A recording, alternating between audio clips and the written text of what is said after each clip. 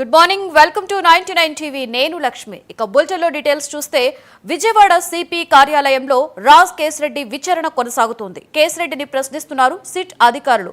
రాత్రి 11 గంటల నుండి తెల్లవారుజామున 3 గంటల వరకు ఎంక్వైరీ కొనసాగిస్తున్నట్లుగా తెలుస్తోంది.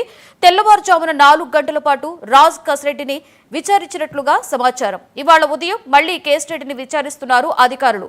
లిక్కర్ స్కామ్ కి సంబంధించి ప్రశ్నల వర్షాన్ని కురిపిస్తున్నట్లుగా సమాచారం.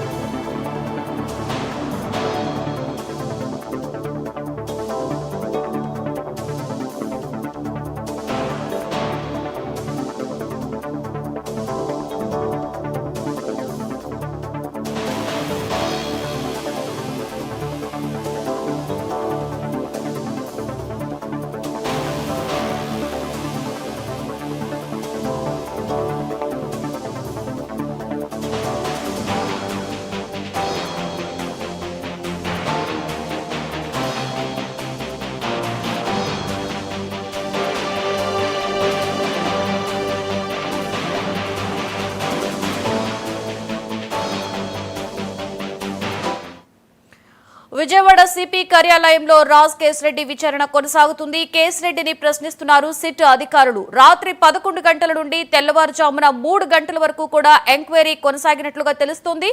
తెల్లవారుజామున 4 గంటల పాటు రాజ్ కేశిరెడ్డిని విచారించినట్లుగా సమాచారం. ఇవాళ ఉదయం మళ్లీ కేశిరెడ్డిని విచారిస్తున్నారు అధికారులు. లిక్కర్ స్కామ్ కి సంబంధించి ప్రశ్నల వర్షాన్ని కురిపిస్తున్నట్లుగా సమాచారం.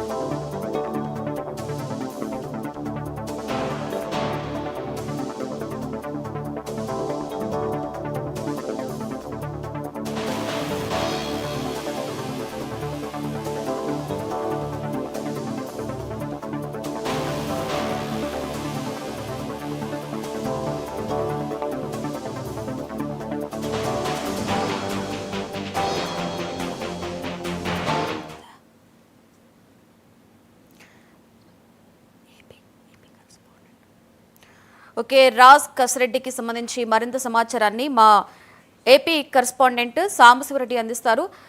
చెప్పండి సాంబశివరెడ్డి, రాజ్ కేశిరెడ్డి సిట్ అధికారుల విచారణ అయితే సుదీర్ఘంగా కొనసాగుతున్నట్లుగా తెలుస్తుంది. ఏంటి దీని మీద పూర్తి సమాచారం?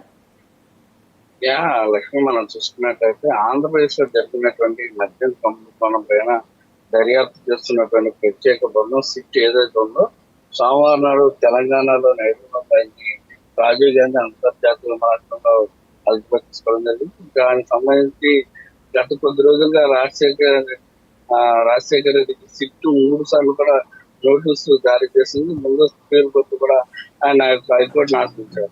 అది దర్యాప్తు అధికారులు కూడా హాజరు కాలేదు. మొత్తంగా వీటన్నిటికి కూడా కోర్టు ముందు కూడా బెయిల్ కూడా పరిష్కరించడంతో ఆయన పోలీసుల అదుపులోకి రావడం జరిగింది.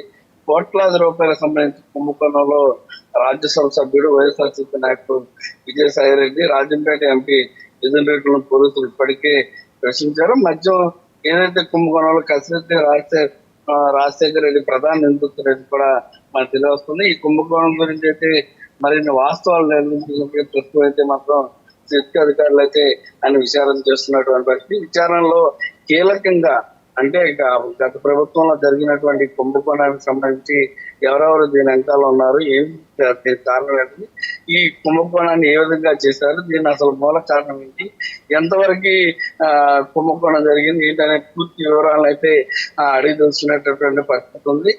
అడుగుతున్నటువంటి క్వశ్చన్ అన్నింటికి కూడా ఆయన రిప్లై అనేది ఏ విధంగా ఇస్తున్నారని మనకు వచ్చేపట్లయితే మనకి తెలబోతున్నటువంటి పరిస్థితి. విచారణ అయితే మాత్రం ఇప్పటికే సుదీర్ఘంగా జరుగుతున్నటువంటి పరిస్థితి. ఆయన విచారణ అనంతరం కూడా ఆయనకి కోర్టు రిమాండ్ విధించేటటువంటి అవకాశం కూడా ఉంటుంది. ఆయన కోర్టుకు హాజరుపరిచిన తర్వాత కోర్టు ఇచ్చేటటువంటి రిమాండ్ లో ఆయన రిమాండ్ తీసుకెళ్లేటటువంటి పరిస్థితి కూడా ఉంటుంది.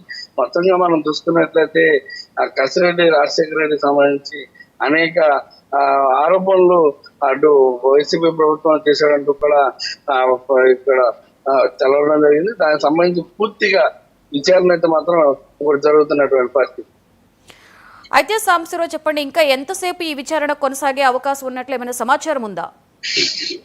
మనం చూస్తా ఉన్నాం, చాలా కేసులు విచారణ చేస్తున్నటువంటి శిక్ష అధికారులు ఎక్కువగా 5 గంటల పైన పట్టేటటువంటి అవకాశం కనబడుతున్నటువంటి. ఎందుకంటే ఇక్కడ వారి దగ్గర చాలా సుదీర్ఘమైనటువంటి ప్రశ్నావళి ఉంటుంది.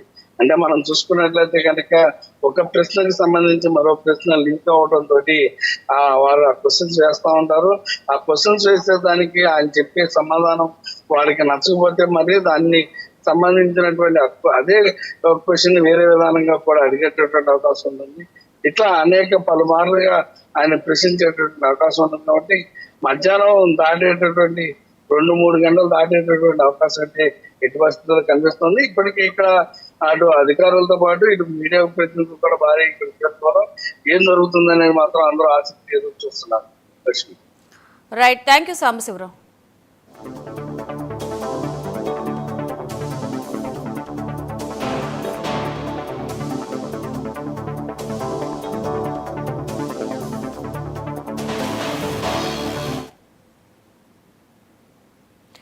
హీరో మహేష్ బాబుకి ఊహించని షాక్